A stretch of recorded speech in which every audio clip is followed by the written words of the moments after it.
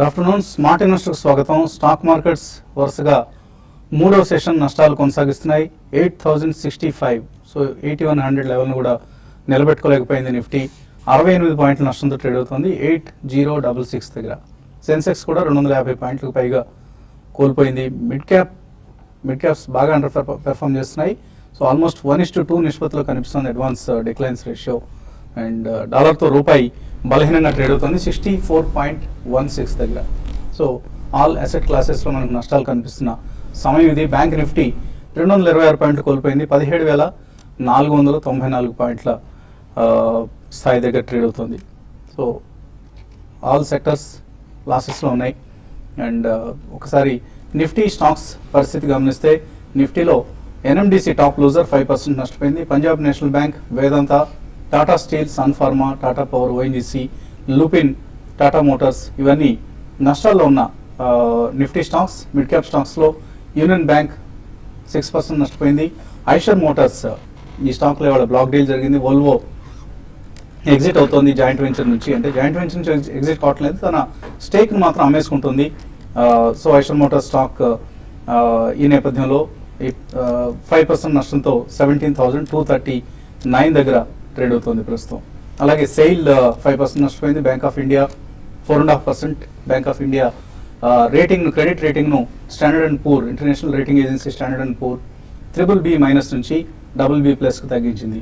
దీంతో bank of India షేర్లో అమ్మకాల ఒత్తిడి కనిపిస్తుంది. Power Finance Corporation, Glenmark, Reliance Capital, అలాగే డాబర్, ఆర్ఈసీ, ఆర్ పవర్ ఇవన్నీ నష్టాల్లో ట్రేడ్ అవుతున్న మిడ్ క్యాప్ స్టాక్స్.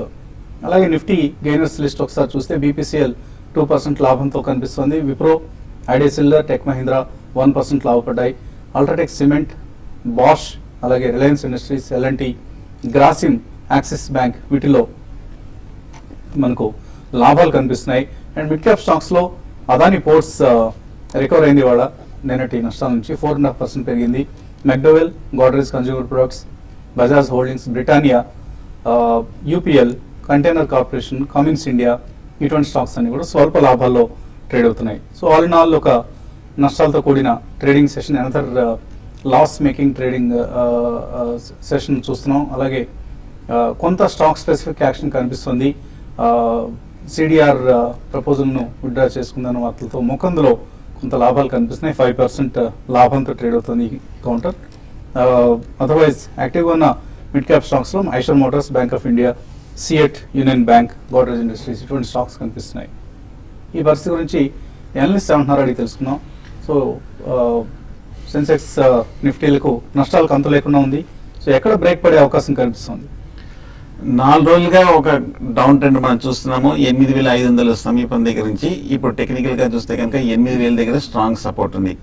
8,000 అనేది మనం లాస్ట్ వీక్ ఒక బాటమ్ చూసాము. జనవరి, ఫిబ్రవరిలో కూడా ఆ లెవెల్లో ఒక మేజర్ లెవెల్ గా చూసాము. 8,000 అనేది ఒక షార్ట్ టర్మే కాదు, ఒక మీడియం టర్మ్ మధ్యకాలిక సపోర్ట్ లెవెల్ కూడా అదే. సో కొంచెం మార్కెట్ ఇంకా కొంచెం పడిన తర్వాత ఇంకా కొంచెం ఓవర్సోల్డ్ పొజిషన్ కూడా వస్తుంది కాబట్టి సో అప్పుడు 8,000 దగ్గర ఒక షార్ట్ టర్మ్ టార్గెట్ కరెక్షన్ కి పూర్తవుతుంది. ఆ లెవెల్లో మార్కెట్ కొంచెం కన్సాలిడేషన్ అవుతుంది. అంటే కన్సాలిడేషన్ అవుతుందంటే ఎప్పుడే బుల్లిష్ అవుతుంది కాదు, కన్సాలిడేషన్ తర్వాత మార్కెట్ కొంచెం రివర్సల్ కనిపిస్తే అప్పుడే కొంచెం మార్కెట్ అప్ ట్రెండ్ వస్తుంది. సో ఆ రివర్సల్ కోసం వచ్చేంత వరకు ట్రేడర్స్ షార్ట్ టర్మ్ లో ఫ్యూచర్స్ ట్రేడర్స్ తప్పకుండా వేచి చూడాల్సిందే. ఒకవేళ కనుక 2-3 రోజులు కన్సాలిడేషన్ తర్వాత కనుక కొంచెం ఇండెసిసివ్ గా క్లోజ్ అవుతుంది, కొంచెం కాషియస్ గా క్లోజ్ అవుతుంది, కొంచెం 8,000 కనుక బ్రేక్ అయ్యి దాని కింద కనుక క్లోజ్ అయిందంటే మటుకు మళ్ళీ షార్ట్ టర్మ్ ప్రమాదం వస్తుంది అనుకోవచ్చు. సో మనం టెక్నికల్ గా చూడాల్సిందే నెక్స్ట్ ఫ్యూ డేస్, రేపు కానీ సోమ మంగళవారాలు కానీ 8,000 దగ్గర మార్కెట్ బాగా స్థిరపడి కొంచెం స్ట్రెంత్ చూపిస్తుందా, వాల్యూమ్స్ తోటి కొంచెం రికవరీ అవుతుందా అనేది మనం చూడాలి. అలాగే బ్యాంక్ నిఫ్టీ చూస్తే కనుక 17,500 దగ్గర కొంచెం సమీపంలో ట్రేడ్ అవుతుంది. అక్కడ కొంచెం సపోర్ట్ తీసుకునే అవకాశం కనిపిస్తుంది. ఆ సపోర్ట్ కనుక బ్రేక్ అయ్యి క్లోజ్ అయిందంటే మటుకు ఫర్దర్ గా లాంగ్ పొజిషన్స్ ని అవాయిడ్ చేయొచ్చు. సో ఈ నేపథ్యంలో షార్ట్ టర్మ్ వీక్ గానే ఉంది కాబట్టి షార్ట్ పొజిషన్స్ ని కంటిన్యూ చేయొచ్చు. 8,000 దగ్గరకు వచ్చిన తర్వాత అప్పుడు కొంచెం షార్ట్ పొజిషన్స్ కవర్ చేయొచ్చు. ఒకవేళ షార్ట్ పొజిషన్స్ ఉంటే కనుక 8,100 పైన క్లోజింగ్ బేసిస్ మీద స్ట్రిక్ట్ గా స్టాప్ లాస్ అనేది మెయింటైన్ చేయాలి. అలాగే స్టాక్స్ చాలా పడ్డాయి కదా అని 20%, 30% పడ్డాయని చెప్పేసి సో ఎమ్మడే బై పొజిషన్ తీసుకోవటమో లేదంటే కనుక ఫ్యూచర్స్ లో లాంగ్ పొజిషన్స్ తీసుకోవటం అటువంటి స్పెక్యులేటివ్ యాక్టివిటీ ట్రేడర్స్ అవాయిడ్ చేయడం మంచిది. సో 8,000 దగ్గర మార్కెట్ టెక్నికల్ నిలబడుతుందా లేదా అని మనం చూడాల్సిన నెక్స్ట్ అంశం. అలాగే గురువారం ఆఫ్టర్నూన్ స్మార్ట్ ఇన్వెస్ట్లో పర్సనల్ ఫైనాన్స్ సంబంధించిన అంశాలు వివరించేందుకు తుమ్మా బాలరాజు గారు సిద్ధంగా ఉన్నారు. సో ఈ వారం ఎటువంటి రిటైర్మెంట్ ప్లానింగ్ గురించి మాట్లాడుకుంటున్నాం మనం లాస్ట్ 3 వీక్స్గా. ఇవాళ ఎటువంటి సలహాలు ఇవ్వబోతున్నారు రిటైర్మెంట్ ప్లానింగ్ సంబంధించి? ఇది కంక్లూడింగ్ ఎపిసోడ్ అండి. ఫైనల్ గా ఈ 3 వీక్స్ లో ఏమైతే మాట్లాడుకున్నామో మనము ఫైనల్ గా రిటైర్మెంట్ ప్లానింగ్ నంబర్స్ ఎలా ఉంటాయి, ఈ రోజు ఖర్చులు ఎలా ఉంటాయి, భవిష్యత్తులో ఖర్చులు ఎలా ఉంటాయి, ఓవరాల్ గా ప్లానింగ్ ఎట్లా చేసుకోవాలని దాని గురించి మనం ఈ రోజు మాట్లాడతాము. సో ఇంతకుముందు లాస్ట్ వీక్ మనము మాట్లాడాము ఎటువంటి ఎక్స్పెన్సెస్ ఉంటాయి, committed expenses, discretionary expenses. So overall గా ఒక ఎగ్జాంపుల్ తీసుకుంటే కనుక ఈ రోజు ఒక 35 year ఏజ్డ్ పర్సన్ ఎగ్జాంపుల్ తీసుకుంటే కనుక మనము 60 years కి తను రిటైర్ అవ్వాలనుకుంటే, ఈ రోజు ఒక మంచి స్టాండర్డ్ ఆఫ్ లివింగ్ రావాలి అన్నట్టు రిటైర్మెంట్ లో ఏదైతే స్టాండర్డ్ ఆఫ్ లివింగ్ కావాలనుకుంటారో అదే స్టాండర్డ్ ఆఫ్ లివింగ్ ఈ రోజు ఎగ్జాంపుల్ తీసుకుంటే ఒక 50,000 రూపీస్ మంత్లీ అనుకుందాం. ఈ రోజు 50,000 రూపాయలు కనుక ఖర్చు అవుతే తను రిటైర్మెంట్ వచ్చే వరకలా, ఇది 35 ఏజ్డ్ పర్సనే కాదండి, అందరికీ వర్తిస్తుంది ఇది. సో 60 years కి అదే స్టాండర్డ్ ఆఫ్ లివింగ్ కావాలి అని అంటే దాదాపు 7% ఇన్ఫ్లేషన్ రేట్ తీసుకుంటే కనుక నెలకి 2,71,000 రూపాయలు నెలకి ఖర్చు అవుతాయి 25 సంవత్సరాల తర్వాత. 25 సంవత్సరాల తర్వాత. అంటే మనం 75 years కనుక లైఫ్ స్పాన్ తీసుకుంటే 60 నుంచి 75 years వరకు రెగ్యులర్ గా ఇన్కమ్ రావాలి. సో ఈ 2,71,000 అనేది at the age of 60 years అండి. దాని తర్వాత కూడా ఇన్ఫ్లేషన్ ఉంటుంది మనకు. అదే 30 years తర్వాత ఎగ్జాంపుల్ తీసుకుంటే దాదాపు 3,80,000 రూపాయలు నెలకి కావాలి. ఇవి అంకెలు చాలా పెద్దగా కనబడతాయి కానీ కంగారు పడాల్సిన అవసరం లేదండి. సో ఓవరాల్ గా 60 years నుంచి 75 years వరకు రెగ్యులర్ గా ఇన్కమ్ రావాలి అని అంటే ఓవరాల్ గా కార్పస్ వచ్చేసి దాదాపు 4,29,00,000 రూపాయలు అప్పటికి కార్పస్ ఉంటే 60 సంవత్సరాల నుంచి 75 సంవత్సరాల వరకు రెగ్యులర్ గా ఇన్కమ్ రావడానికి అవకాశం ఉంటుంది. ఈ కార్పస్ ఏమైతే జమ అవుతుందో రిటైర్మెంట్ లో అప్పుడు ఇన్ఫ్లేషన్ ఏమైతే ఉంటుందో దానికంటే 2% అధికంగా వచ్చేటట్టు చూసుకోవాలి. సో ఈ 4,29,00,000 అంటే ఈ రోజు చాలా పెద్ద నంబర్ కనిపిస్తుంది. అవును. సో దీన్ని ఎలా అచీవ్ చేసుకోవాలి అని అంటే ఒక 35 ఏజ్ పర్సన్ ఎవరైతే ఉద్యోగం చేస్తున్నారో సాధారణంగా ప్రావిడెంట్ ఫండ్ కాంట్రిబ్యూషన్ అయితే అవుతుంది. 35 ఏజ్ కాబట్టి 10-12 సంవత్సరాల వర్క్ ఎక్స్పీరియన్స్ ఉంటుంది. ఈ రోజు 4 లక్షల రూపాయలు ప్రావిడెంట్ ఫండ్ లో ఉన్నాయి అనుకుందాం. సో ఈ that is the only source అనుకుందాం. ఇంకా వేరే ఏమీ రిసోర్సెస్ లేకపోయినా కానీ ఓన్లీ ప్రావిడెంట్ ఫండ్ మాత్రమే ఈ రోజు 4 లక్షల రూపాయలు ప్రావిడెంట్ ఫండ్ లో జమ అయ్యి అండ్ నెలకి 2,500 own contribution and 2,500 employer contribution కనుక ఉంటే అంటే ఓవరాల్ గా 5,000 rupees monthly contribution. So 60,000 rupees annual contribution కనుక అయితే అంటే సాలరీ ఎలాగైతే ఇంక్రీజ్ అవుతుందో ప్రావిడెంట్ ఫండ్ కాంట్రిబ్యూషన్ కూడా ఇంక్రీజ్ అవుతుంది. సో 5% మనం increase in contribution of provident fund అనుకుంటే కనుక ఓన్లీ ప్రావిడెంట్ ఫండ్ ద్వారానే దాదాపు 1,07,80,000 రూపీస్ జమ అవుతాయి. That's a very big number అండి. సో ఓన్లీ ప్రావిడెంట్ ఫండ్ ద్వారానే కోట్లలో జమ అవడానికి కూడా అవకాశం ఉంటుంది. కానీ చాలా వరకు మిస్టేక్స్ చేంజ్ చేస్తారంటే ఒక కంపెనీ నుంచి ఇంకొక కంపెనీకి వెళ్ళేటప్పుడు ప్రావిడెంట్ ఫండ్ నుంచి డబ్బులు తీసేసుకుంటారు. So provident fund is one of the best investment and is the biggest social security scheme అండి. దాంట్లో మనకి 8.7% ట్యాక్స్ ఫ్రీ రిటర్న్ వస్తుంది. సో ఈ ఒకటే మనకి సోర్స్ ఉంది అనుకుంటే కనుక బ్యాలెన్స్ షార్ట్ ఫాల్ వచ్చేసి మనకు 3.22 crores 3,22,00,000 రూపాయలు మనకి షార్ట్ ఫాల్ ఉంది. ఈ 3,22,00,000 రూపాయలు ఎలా జమ చేస్తాం? ఇది జమ చెయ్యాలి అని అంటే మనం చేయాల్సిందల్లా నెలకి 10,000 రూపాయలు ఇన్వెస్ట్మెంట్ చేసుకొని దాన్ని ఎవ్రీ ఇయర్ 10% ఇంక్రీజ్ చేసుకుంటూ వెళ్తే గనక దాదాపు 3,30,00,000 రూపాయలు మనకు జమ అవ్వడానికి అవకాశం ఉంటుంది. ఈ ఇన్వెస్ట్మెంట్ ఎక్కడ చేసినా కానీ మనకు దాదాపు 11% రిటర్న్ రావాలి. ఈ 11% రిటర్న్ ఎలా వస్తుంది అంటే ఏమైతే ఇన్వెస్ట్మెంట్ చేస్తామో దాన్ని 2 భాగాలుగా మనము విడదీయాలి. ఒక భాగము నష్టభయం లేనటువంటిది, ఒక భాగము నష్టభయం ఉన్నటువంటిది. సో నష్టభయం లేనటువంటి దానిపైన మనకు దాదాపు 8% రాబడి ఎక్స్పెక్ట్ చేయొచ్చు. అండ్ నష్టభయం ఉన్నటువంటిది అది స్టాక్స్ కావచ్చు, ఈక్విటీ మ్యూచువల్ ఫండ్స్ కావచ్చు, దానిపైన 14% రాబడి కనుక ఎక్స్పెక్ట్ చేస్తే 2 కంబైన్ చేస్తే మనకు 11% రిటర్న్ రావడానికి అవకాశం ఉంటుంది. So only by investing 10,000 rupees 10,000 రూపాయలు నెలకి ఇన్వెస్ట్మెంట్ చేస్తే గనక మనకు దాదాపు 3.3 crores అక్యుములేట్ అవ్వడానికి ఛాన్స్ ఉంటుంది. సో ఇవన్నీ 25 సంవత్సరాలు చేయాలి. 25 సంవత్సరాలు. సో ఇంత డీటెయిల్ గా అనాలిసిస్ చేయడానికి వీలు కాకపోతే ఎంతైతే సంపాదిస్తారో అందులోంచి దాదాపు 20 నుంచి 25% కనుక ఇన్కమ్ ఏమైతే ఉంటుందో మంత్లీ ఇన్కమ్ దాంట్లో 20 to 25% రిటైర్మెంట్ ప్లాన్ కి కేటాయిస్తే అది సరిపోతుంది.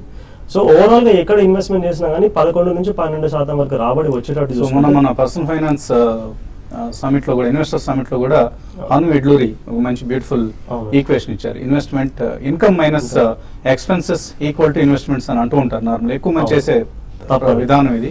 కానీ income minus investments is equal to expense గా చేసుకుంటే అప్పుడు అంటే అఫ్ కోర్స్ ఎక్స్పెన్సెస్ కంట్రోల్ పెట్టుకోగలిగితేనే అటువంటి పని చేయగలుగుతాం.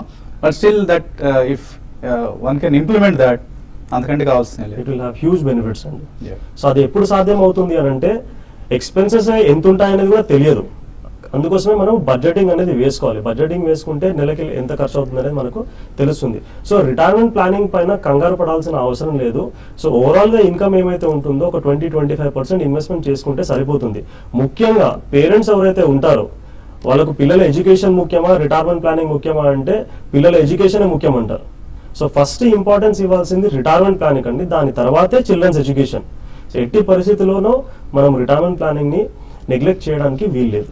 ఓకే, కాలర్స్ లైన్ ఉన్నారు. ఫస్ట్ కాలర్ కరీంనగర్ నుంచి శ్రీనివాస్. హలో. హలో సార్, నమస్కారం అండి. నమస్తే అండి, అడగండి. సార్ నేను HDFC మిడ్కాప్ ఫండ్ లో మంత్లీ 2000, బిర్లా సన్లైఫ్ టాప్ 100 లో 2000, HDFC ఫోకస్ బ్లూ చిప్ లో 2000 పెడుతున్నా సార్. ఒక 15 years కంటిన్యూ చేయాలనుకుంటున్నా. ఓకే. ఈ ఫండ్స్ మంచిగా కంటిన్యూ చేస్తా. అంటే ICICI బ్యాంక్ షేర్ ఇప్పుడు కొనమంటారా? Okay, bank. ఓకే, ముందుగా మ్యూచువల్ ఫండ్స్ గురించి మాట్లాడదామండి. మీరు 15 సంవత్సరాలు పెట్టుబడి పెట్టాలనుకుంటున్నారు, అది చాలా మంచి సమయం అండి. మీరు పెడుతున్న 3 ఫండ్లు కూడా మంచి ఫండ్సే. కాకపోతే మీకు 33% మిడ్ క్యాప్ ఎక్స్పోజర్ ఉంది. HDFC mid cap fund mid cap exposure ఉంటుంది దానికి. సో యావరేజ్గా 33% మీకు మిడ్ క్యాప్ ఎక్స్పోజర్ ఉంది. కానీ దాన్ని కొంచెం తగ్గించుకోవాలి. అది తగ్గించుకోవాలంటే దాదాపు ఇంకొక 1000 to 1500 రూపీస్ మీరు అడిషనల్గా ఇన్వెస్ట్మెంట్ చేసుకుంటే కనుక అది మంచిగా ఉంటుంది. ఇంకొక అడిషనల్ ఫండ్ మీరు UTI ఈక్విటీ ఫండ్లో ఇన్వెస్ట్మెంట్ చేసుకోవచ్చు. సో ఓవరాల్గా చేసుకుంటే మీరు 7000 రూపీస్ కనుక 15 years మీరు ఇన్వెస్ట్మెంట్ చేస్తే దాదాపు 15% రాబడి కనుక మీకు దానిపైన మనకు వస్తే కనుక ఓవరాల్గా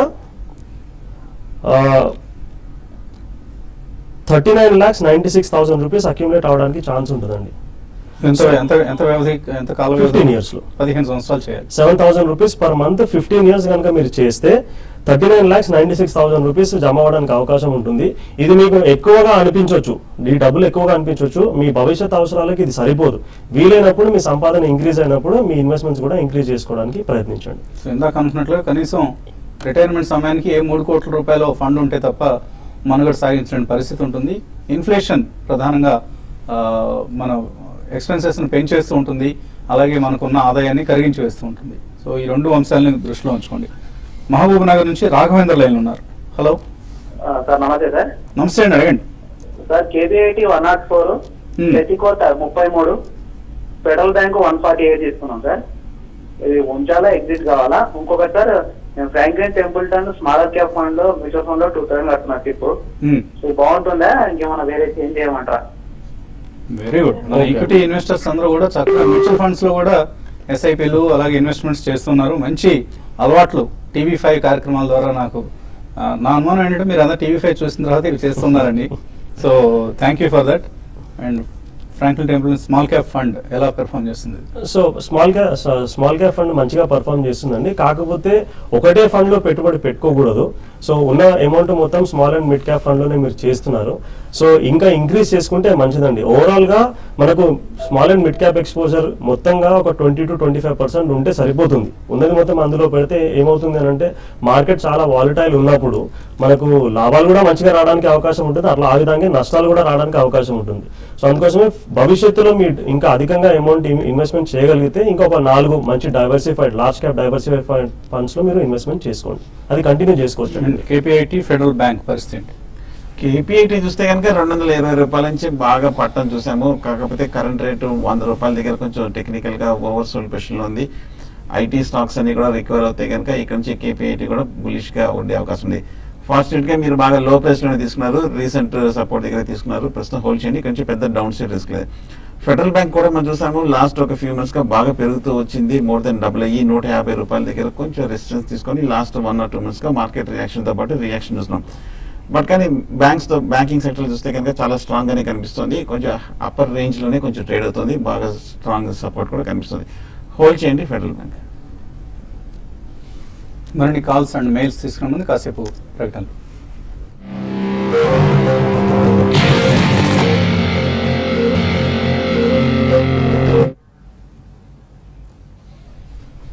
స్మార్ట్ న్యూస్ తిరిగి స్వాగతం. స్టాక్ మార్కెట్ నష్టాలు కొనసాగుతున్నాయి.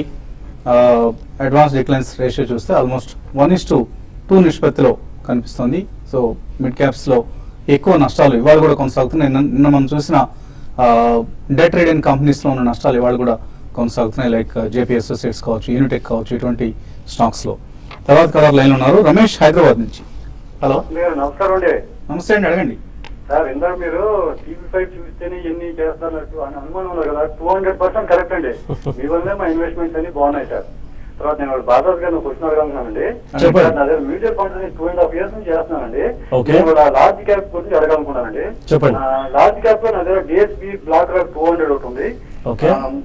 తర్వాత హెచ్డిఎఫ్సి ఈక్విటీ ఫండ్ ఒకటి ఉందండి. ఈ రెండు కంపేర్ చేసుకుంటే నాకు హెచ్డిఎఫ్సి ఈక్విటీలో ఎక్కువ వస్తున్నాయి డబ్బులు, సేమ్ అమౌంట్ అండి. ఓకే. అయితే డిఎస్పీ క్యాన్సిల్ చేసి హెచ్డిఎఫ్సి రమ్మంటారా లేదా దాంట్లో ఉండమంటారా? నేను 10 years హోరైజన్ తో స్టార్ట్ చేశాను, ఆల్రెడీ 2.5 years అయిపోయిందండి. ఓకే.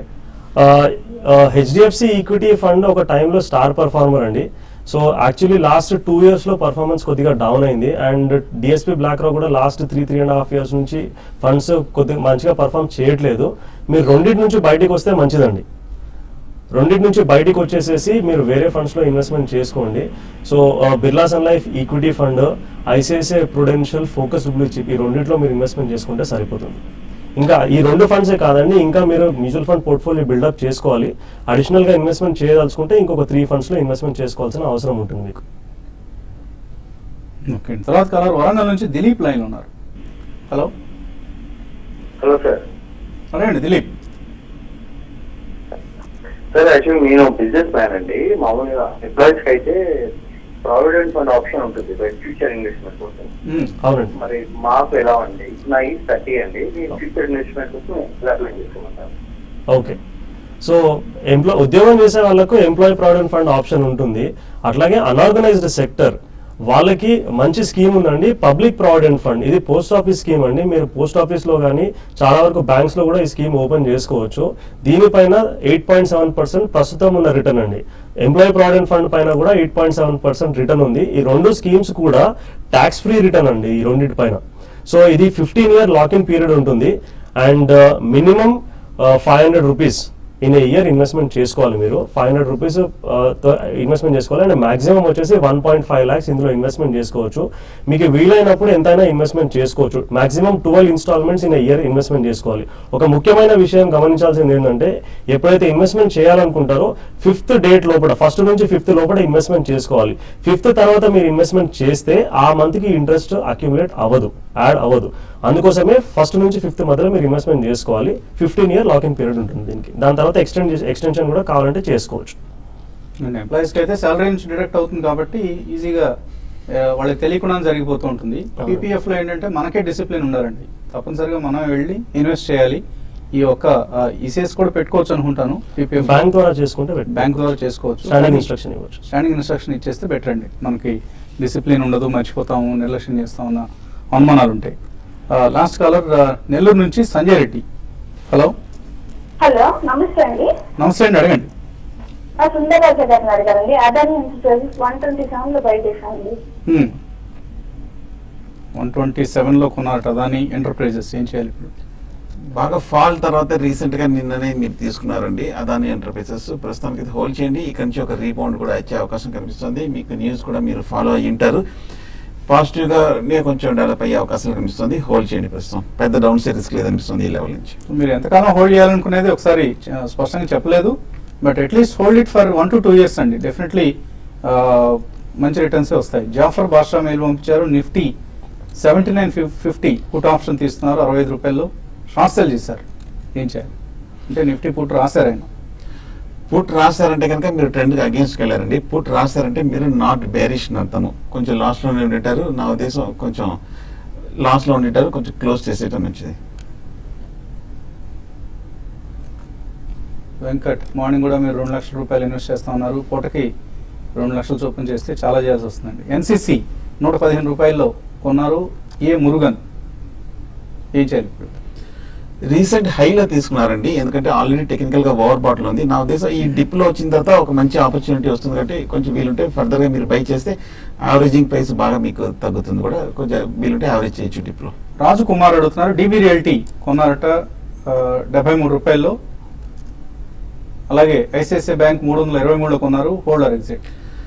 ఐసిఐసిఐ బ్యాంక్ అయితే మీరు హోల్డ్ చేయండి, కొంచెం హై ప్రైస్ లో తీసుకున్నారు. వీలుంటే కనుక ఐసిఐసిఐ బ్యాంక్ కూడా ఫర్దర్ గా మీరు 280, 260 ఆ లెవెల్ దగ్గర మీరు యావరేజింగ్ చేసి మీ కాస్ట్ ప్రైస్ బాగా తగ్గించుకోవచ్చు. కానీ డీబీ రియాలిటీ 73 రూపీస్ నుంచి మీరు కొన్న రేట్ నుంచి కొంచెం బాగా తగ్గడం చూసాము, 60 రూపీస్ దాకా రావడం జరిగింది. యావరేజింగ్ చేయదు, కొంచెం ట్రెండ్ వీక్ గానే ఉంది, కొంచెం ర్యాలీలో వస్తే ఎగ్జిట్ అవ్వండి. చుక్కపల్లి ముఖర్జీ అడుగుతున్నారు బిఎన్పి ఈక్విటీ ఫండ్, అలాగే Franklin high growth company, Franklin opportunity fund, Tata opportunity fund, Canara emerging fund, Franklin prima plus fund, వీటిల్లో ఎస్ఐపి చేస్తున్నారు, కొనసాగించవచ్చు. కొద్దిగా రిపీట్ చేస్తారండి. BNP equity fund, Franklin high growth company fund, okay, Franklin opportunity, Tata opportunity, Canara emerging fund and Franklin prima plus. Franklin prima plus పెట్టుకోవచ్చు, Franklin high growth పెట్టుకోవచ్చు, అది mid cap oriented fund అది. And మిగతావి stop చేసుకుంటే మంచిదండి. ఇంకా దానికంటే వీటికంటే ఫండ్స్ మంచిగా పర్ఫామ్ చేసేటివి ఉన్నాయి. టాటా ఆపర్చునిటీ కంటే UTI opportunities fund it's flagship fund of UTI and చాలా మంచిగా చేస్తుంది. లాస్ట్ 1 yearలో అండ్ లాస్ట్ 5, 10, 15 yearsలో కూడా మంచిగా రిటర్న్ ఇచ్చింది. యూటీఐ ఆపర్చునిటీస్కి అది స్విచ్ చేసుకోండి. మిగతా ఫండ్స్ కూడా స్టాప్ చేసి ఫ్రాంక్లిన్ 1, 2 పక్కన పెట్టుకోండి మీరు. ఐసిఐసిఐ ప్రుడెన్షియల్ డైనమిక్ ప్లాన్లో ఇప్పుడున్న పరిస్థితిలో డైనమిక్ ప్లాన్లో ఇన్వెస్ట్మెంట్ చేసుకోవచ్చు మీరు, ఎందుకంటే మార్కెట్ వాలటిలిటీని అది ఆటోమేటిక్గా తట్టుకోవడానికి అవకాశం ఉంటుంది. ఐసిఐసిఐ ప్రుడెన్షియల్ డైనమిక్ ప్లాన్ ఎంచుకోండి, యూటీఐ ఆపర్చునిటీస్ ఫండ్ ఎంచుకోండి అండ్ మిరాసెట్ ఇండియా ఆపర్చునిటీస్ ఫండ్, ఆ మూడిట్లో మీరు స్ప్రెడ్ చేసి ఇన్వెస్ట్మెంట్ చేసుకోండి. పవన్ కుమార్ అడుగుతున్నారు, గతి 200 రూపాయలు 400 షేర్లు తీస్తున్నారు, యావరేజ్ చేసుకోవచ్చు ఇక్కడ. 200 రూపాయల నుంచి మనకు తగ్గి 160 రూపాయల వరకు రావడం జరిగింది. యావరేజింగ్ అయితే ప్రస్తుతం అవుతుంది, ఎందుకంటే లాస్ట్ 10 days గా చూస్తే కంటిన్యూస్ గా వీక్నెస్ కనిపిస్తుంది. ఇంకా కొంచెం స్టేబుల్ అయ్యాక తీసుకోవచ్చు. శివకుమార్ బెంగళూరు నుంచి సన్ ఫార్మా అండ్ స్పార్క్ ఈ రెండు ఈ టైంలో కొనుక్కోవచ్చా? సన్ ఫార్మా మంచి అట్రాక్టివ్ లెవెల్ కనిపిస్తుంది, 800, 780 రూపీస్ దగ్గర లాంగ్ టర్మ్ సపోర్ట్ కనిపిస్తుంది. ఆ లెవెల్లో మీరు బై చేయొచ్చు. స్పార్క్ ప్రస్తుతం అవాయిడ్ చేయడం మంచిది. మైకేల్ అడుగుతున్నారు, ICICI Prudential discovery fund, Franklin India high growth companies fund రెండిట్లో ఎస్ఐపి చేస్తున్నారట లాస్ట్ మంత్ నుంచి. ఓకే, మంచివేనా ఇవి? అలాగే ఈ రెండు మంచి ఫండ్స్ అండి, కాకపోతే ఉన్న ఎక్స్పోజర్ మొత్తం మిడ్ క్యాప్ ఎక్స్పోజర్ ఉంది మనకు. సో ఫ్రాంక్లిన్ ని స్టాప్ చేసి ICICI Prudential value discovery continue చేసుకోండి. అండ్ ఆ అమౌంట్ ఏమైతే ఉందో ఓవరాల్ గా 20% 5 ఫండ్స్ ని ఎంచుకొని మీరు స్ప్రెడ్ చేసుకుంటే మంచిది. ఇంతకుముందు కాలర్స్ కి ఆ ఫండ్స్ నేమ్స్ కూడా చెప్పాము మనము. సో అలాంటి ఫండ్స్ లో మీరు ఇన్వెస్ట్మెంట్ చేసుకుంటే మంచిది. ICICI Prudential value discovery continue చేసుకోండి. దుర్గా అడుగుతున్నారు, లాస్ట్ వీక్ అమ్మాయి పుట్టిందట, కంగ్రాచులేషన్స్. అండ్ మ్యారేజ్ ఎడ్యుకేషన్ కోసం ఎటువంటి చైల్డ్ ప్లాన్స్లో ఇన్వెస్ట్ చేస్తే బెటర్ రిటర్న్స్ వస్తాయి? ఓకే, చైల్డ్ ప్లాన్స్ లో మనం ఇన్వెస్ట్మెంట్ చేయకూడదండి. ఫస్ట్ ఆఫ్ ఆల్ చిల్డ్రన్ పేరు పైన ఎటువంటి ఇన్వెస్ట్మెంట్ చేయకూడదు. వాళ్ళ భవిష్యత్తు అవసరాలు ఏమైతే ఉంటాయో, గోల్స్ ఏమైతే ఉంటాయో వాటిని ప్రొటెక్ట్ చేయాలి ఫస్ట్ మనం. So bread winner of the family ఎవరైతే ఉన్నారో వాళ్ళ పైన 10 to 12 యాన్యువల్ ఇన్కమ్ కి 10 to 12 times life insurance cover తీసుకోవాలి ఫస్ట్. అది టర్మ్ ఇన్సూరెన్స్ ద్వారా తీసుకోవాలి. అండ్ మీరు ఏదైతే పెట్టుబడి పెట్టాలనుకుంటారో ఈక్విటీ మ్యూచువల్ ఫండ్స్ ద్వారా పెట్టుబడి పెట్టుకోండి. అది రిస్కీ పార్ట్ లో ఒక 60% వరకు చేసుకోండి. ఇంకా 40% పీపీఎఫ్ అకౌంట్ ఓపెన్ చేసుకొని అందులో మీరు రెగ్యులర్ గా ఇన్వెస్ట్మెంట్ చేసుకోండి. ఇది సరిపోతుందండి. ఇంకా వేరే ఇన్సూరెన్స్ చైల్డ్ ప్లాన్స్ అలాంటివి తీసుకోవాల్సిన అవసరం లేదు. ఈ రెండిట్లో ఇన్వెస్ట్మెంట్ చేసుకుంటే సరిపోతుంది. ఒకటి ఎవరైతే ఆదాయం ఆర్జిస్తున్నారో సంపాదిస్తున్నారో వాళ్ళ పేరు మీద ఇన్సూరెన్స్ ఖచ్చితంగా ఉండాలి. ఖచ్చితంగా ఫస్ట్ పార్ట్ అది. Second part investment equity mutual funds. Equity mutual funds and PPF ఈ రెండిట్లో 40% ఎంతైతే మంత్లీ చేయాలనుకుంటారో 40% పీపీఎఫ్ లో 60% ఈక్విటీ మ్యూచువల్ ఫండ్ లో చేసుకుంటే ఓవరాల్ గా 12% రాబడి రావడానికి అవకాశం ఉంటుంది. ఈ భవిష్యత్తు గోల్స్ ఏమైతే ఉంటాయో అవి అచీవ్ చేయడానికి ఎఫిషియెంట్ గా మనము మీరు అన్నట్లుగా ఎడ్యుకేషన్ కావచ్చు, మ్యారేజ్ కావచ్చు, వీటన్నిటికీ కూడా ఎప్పటికప్పుడు మైల్ స్టోన్ పేమెంట్స్ అందుకునే అవకాశం కూడా ఉంటుంది లాంగ్ టర్మ్ కోసం. సో మనం రిటైర్మెంట్ ప్లానింగ్ గురించి మాట్లాడుతున్నాము. మనకు తినడానికి 2 పదార్థాలు ఉన్నాయండి, ఒకటి హల్వా, ఒకటి శనగలు. హల్వా తినడానికి మనం అందరం ఇష్టపడతాము, శనగలు తినాలంటే అంత ఇష్టంగా ఉండదు, కానీ 2 తినాలి. సో ముందుగా హల్వా తినేస్తే ఇబ్బంది ఏమీ లేదు, తర్వాత శనగలు తినాల్సి ఉంటుంది. శనగలు తినాలంటే ప్రాబ్లం ఏమీ లేదు, కానీ తర్వాత పళ్ళు ఉండవు. ఇప్పుడే సంపాదించేద్దాము, ఇప్పుడే జీవితం అనుభవిస్తాము అని అంటే అది హల్వా తిన్నట్టు. సో కొద్దిగా కష్టమైనా కానీ ఇప్పుడు శనగలు తింటే యంగ్గా ఉంటాం కాబట్టి మనకు ఎనర్జీ కూడా ఉంటుంది, శనగలు తినడానికి వీలవుతుంది, తాపీగా హల్వా తినడానికి వీలుంటుంది. మనం డిసైడ్ చేసుకోవాలి ఇప్పుడు హల్వా తింటామా తర్వాత శనగలు తింటామా అని. సజెస్టెడ్ ఏంటంటే ఫస్ట్ శనగలు తిని తర్వాత హల్వా తినడం. Okay, on that note will close this episode.